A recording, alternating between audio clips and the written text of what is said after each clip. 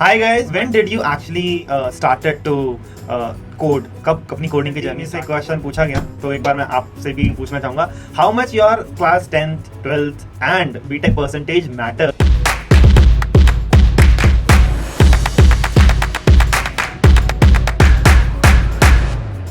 Hi guys, myself Karthik Mathur. I am here with a very overwhelming personality, I would say, for you guys because he recently cracked Oracle. So I would like to congratulate you, Sankshaksh. Thank you so much, Karthik. Thank you for the kind words, and I'm really happy to be with you today. Okay, so Sankshaksh, like this is something which is a dream come true for most of the people. Oracle is actually a dream company. So when did you actually started to code? कब अपनी coding की journey start करी? कौन सा ऐसा part था college के अंदर व्हेन यू रियलाइज कि भाई चलो इसमें जाना है अब मुझे? It was actually from the beginning only. Okay. हमारे फर्स्ट सेमेस्टर में C का प्रोग्रामिंग का कोर्स था, ठीक है, and the teacher was very nice and concepts बहुत अच्छे समझा रहे थे. तो I think that I thought that this is very interesting and I should pursue this only. फिर second semester में object oriented आया तो domain और vast हुआ. Then I started coding on my own, building websites, programming and through GFG and LeetCode I tried those things. So it helped me a lot. फिर उसके बाद जो है मेरे को ऐसा लगा now I need to take some more challenges, थोड़ा और challenging, तो उसके लिए और नए concepts आए. तो at first I only thought that कि C++ है बस यही अच्छा है. And after that I realized there is something some concepts or things called the data structures and algorithms. So I thought I need more guidance through it. So that's when I came to know about coding blocks and I joined one of the courses. Okay, तो जैसे मतलब सबसे बड़ा जो challenge होता है ना जब when you start to code, पहला तो होता है कि भाई अब डेटा स्ट्रक्चर्स एल्गोरिथम चलो ठीक है हमने पढ़ना शुरू करा, but it's really overwhelming for somebody जो फर्स्ट टाइम स्टार्ट कर रहा है अपनी प्रोग्रामिंग जर्नी को. और बहुत ज़्यादा ऐसा होता है दैट यू गेट हिंड्रेंस, आप बीच में अटक गए, आपको कोई एक पर्टिकुलर पार्ट है जो नहीं समझ आ रहा. तो उस पर्टिकुलर केस में व्हाट यू एग्जैक्टली डिड जब आप पढ़ाई कर रहे थे, तो how was that learning phase? First of all, I totally agree with you. It's really very frustrating जब कहीं पे फंस जाते हैं, कोई कॉन्सेप्ट नहीं समझ आता, कोई क्वेश्चन नहीं होता. And so one of the problems with beginners is कि क्वेश्चन हम करें जितने भी करें, but कुछ ऐसी प्रॉब्लम्स आती हैं कि हम कर ही नहीं पाते, दिमाग ही नहीं चलता है. And when we look at the solution, we are like, oh my god, that was so easy. I could not think of that only. तो ऐसे केसेस में I tried to solve the question in around 30 minutes.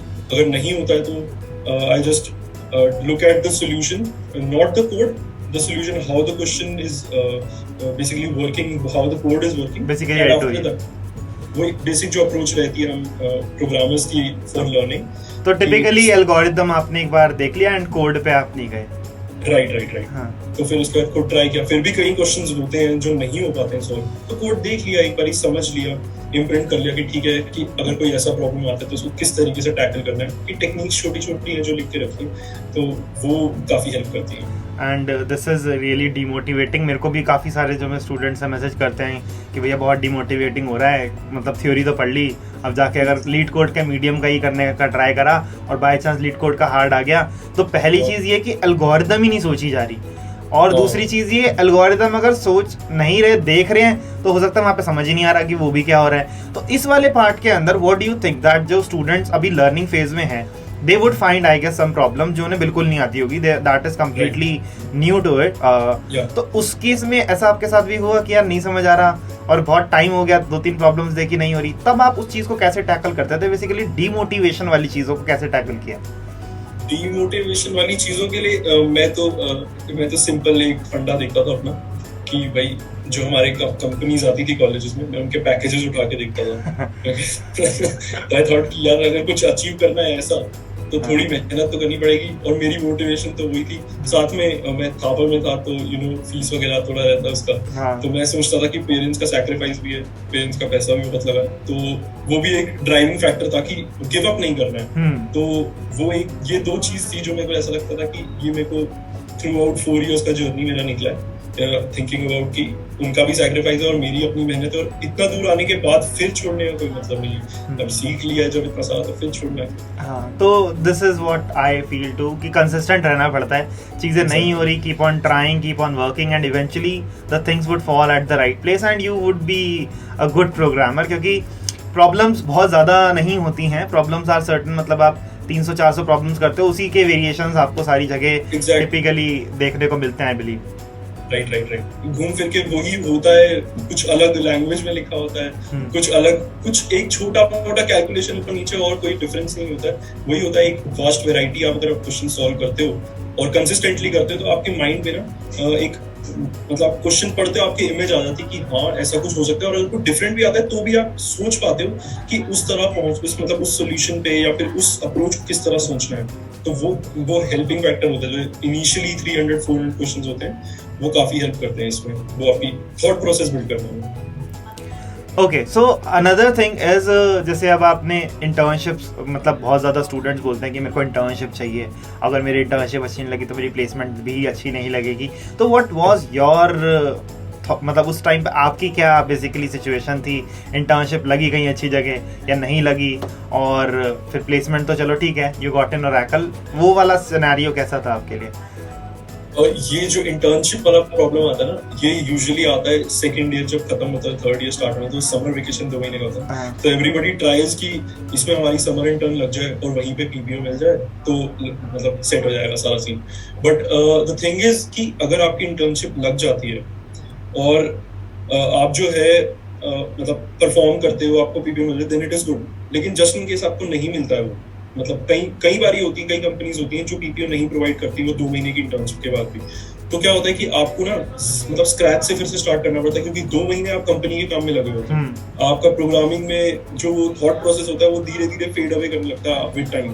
तो मेरे को तो ऐसा लगता है कि मेरी भी जो है थर्ड सेमेस्टर मतलब सेकेंड ईयर के बाद जो है इंटर्नशिप नहीं लगी थी कहीं पे। तो मेरे को ऐसा था, मैंने सीनियर से बोला कि ब्रदर यार मेरे को तो काफी प्रॉब्लम हो रही है, मेरे को तो इंटर्नशिप वगैरह मिली नहीं। तो कहता भाई ये अच्छी बात है, क्योंकि तू 2 महीने कंसिस्टेंटली प्रैक्टिस कर सकता है, और जैसे ही मतलब थर्ड ईयर तेरा स्टार्ट होगा तो क्या बोलते हैं और कंपनीज भी आनी स्टार्ट होंगी, और फिर साथ में जो है सब्जेक्ट्स भी मुश्किल होते जाएंगे। तो वो जो 2 महीना है बहुत अच्छे से यूटिलाइज करना।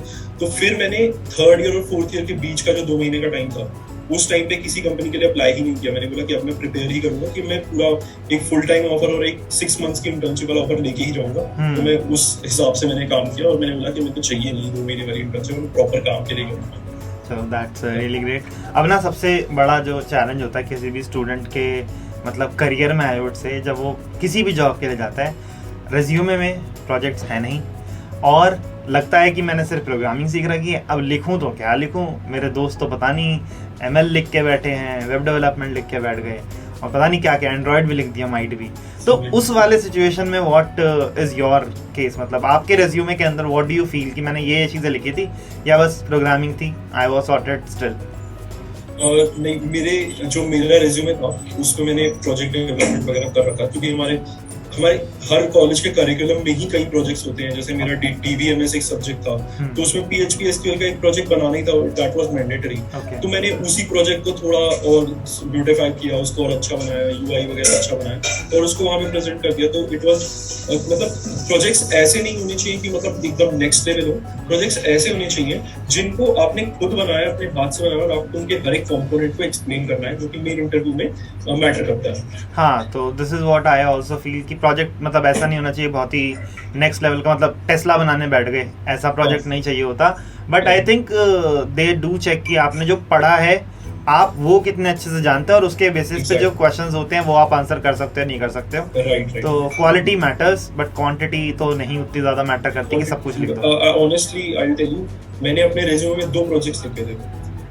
एक इंटरव्यू में वो डिस्कस हुआ था, दूसरे इंटरव्यू में दूसरा वाला हुआ था, नॉट मोर देन दैट। मतलब 2 projects is more than enough. आपको बहुत ज्यादा मेहनत करने की जरूरत नहीं है। आप अपना कोई छोटा इंटर्नशिप किया है वो लिख दीजिए, नहीं तो 2 प्रोजेक्ट्स लिख दीजिए, साथ में अपना लिख दीजिए कौन सी प्रोग्रामिंग लैंग्वेज आप यूज करते हैं। ऐसी चीजें अगर आप लिखते हैं तो थोड़ी बहुत अचीवमेंट्स होती है। मैंने कहीं हैकाथॉन में पार्टिसिपेट किया, मैंने उसके बारे में लिखा। तो ऐसी चीजें जो होती हैं that will make your resume very good and will help other companies to know what you know. Okay. So okay. अच्छा, अब जो अगली चीज मेरे माइंड में आ रही है, दैट इज जो ओरेकल का आपका प्रोसेस था ना हायरिंग का, that when you set this was the first organisation that you applied for, और कौन सी थी, एंड उसका प्रोसेस क्या था प्लेसमेंट ड्राइव का ना पूरे का पूरा? So company started coming after July first week. Okay. My campus में। तो स्टार्टिंग में हमारे कॉलेज में ऐसा रहता है कि बड़े पैकेजेस के लिए कंपनीज आती हैं, तो आई डिसाइडेड, और मेरे ब्रदर वगैरह ने भी कहा कि तुम जो है अभी 15 से नीचे वाली कोई कंपनी मत पकड़ना, because you are prepared well. तो मैंने 15 के ऊपर वाली पे सब पे एम किया, although there was a company for 14.5 that I left. मैं बोला कि नहीं यार ये 15 से नीचे, I was really scared, I didn't want to do that, but still there was a criteria that I had set myself for the first 2 months कि भाई 15 के नीचे नहीं होना। तो वो वाला हिसाब था। Oracle came, I think it was the second or third company on campus. First was Cisco, but Cisco का CG कट वाला क्राइटेरिया था, तो वो 8.5 के ऊपर वाला कट था, तो मैंने बोला कि इसमें तो हुआ नहीं। After that came Amazon. I was selected for the interviews, and after that I went on for around 2 or 3 rounds. After that I don't know what happened, but I think there was only 2 seats were there for full time, and other 1 or 2 seats was for internship. So there were not many seats available for many positions available in our college for Amazon. After that came Oracle. There were 2 sets of the process was in 2 steps. The first step was there were 2 exams. One was for I think that was aptitude based, and then after eliminating around half of the children who had applied, they did the coding test. There was a coding test, and in which around 100 people were selected. And after that, there were around 3 rounds of interviews. Okay. Each round being an elimination round. Okay. So, do you remember the questions that were asked in Oracle, or like सब भूल चुके हो? नहीं सब याद है। Around life का पहला दूसरा इंटरव्यू है, सब तो याद तो है, I remember. So in the first round, we discussed the projects. One of the project that I made, we had some questions on DBMS, and it was a lot hoops oriented. Okay. So there were a lot of questions like rapid fire round based on hoops only. I cleared that round. After that, in the second round, there were 2 questions. One based on trees. I think the question was LCA. Okay. LCA or some variation of that only. All right. Okay. And the other question was a binary search question, that aggressive cows problem. Aggressive cow problem, which is there at Coding Blocks. I learned that in the curriculum of Coding Blocks. Okay. So providing that monotonic solution, question like that. And in that round also, they asked me ki how would you rate yourself in hoops or C++ programming. So I told them I will be roughly an 8 from 10. So they asked me questions according to that: overriding, overloading. The basic questions. They told me to write code for overriding and overloading. So it was okay.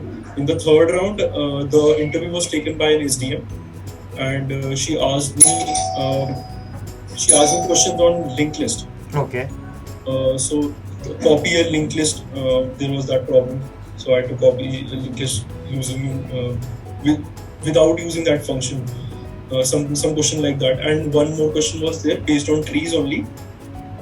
That was printing the left side of the tree. Okay, left view. And after that she told me also to print the zigzag of that tree. Okay. Zigzag traversal. Yeah. So these were the 2 questions asked, and one small question on array that you have to sort zeros, ones and twos. Okay. So count sort typically. Yeah, right. Oh. So that these questions. These questions, I believe they all were in the curriculum that you went through. So just a genuine advice for your juniors or for the people those who are looking to join Coding Blocks. जैसे Oracle का जो interview था, what do you feel अगर जैसे कोई बंदा सिर्फ Coding Blocks का कोर्स ही religiously कर ले और उसे उसके सारे कॉन्सेप्ट्स क्लियर हो, do you think they would be able to crack any organization such as Oracle आसानी से, या do you think नहीं भाई मतलब ऐसे तो नहीं होने वाला? नहीं अरे आराम से क्लियर हो जाएगा, बिकॉज मैं बता रहा हूँ, मेरा Amazon 3rd राउंड तक गया था।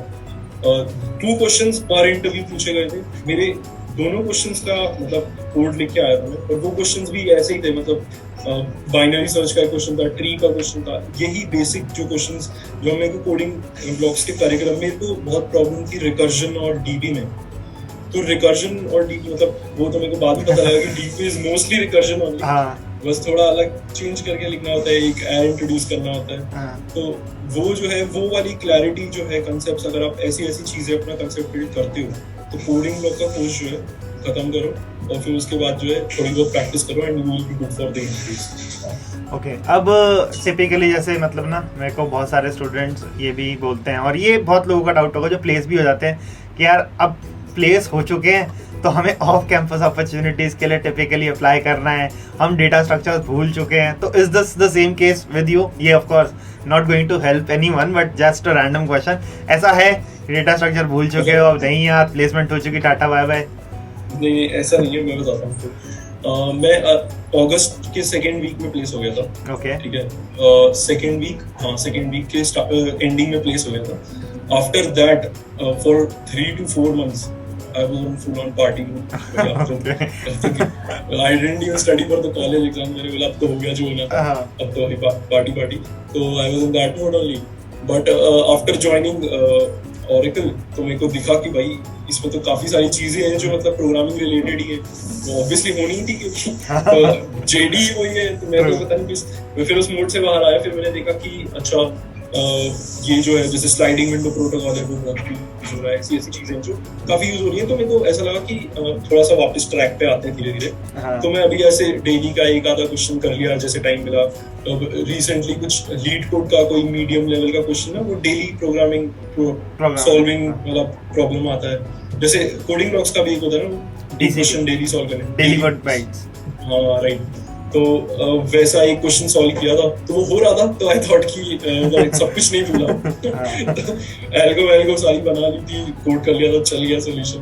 तो मतलब ऐसा लगा कि हाँ ठीक है, ऐसे कुछ सब कुछ भूला नहीं है।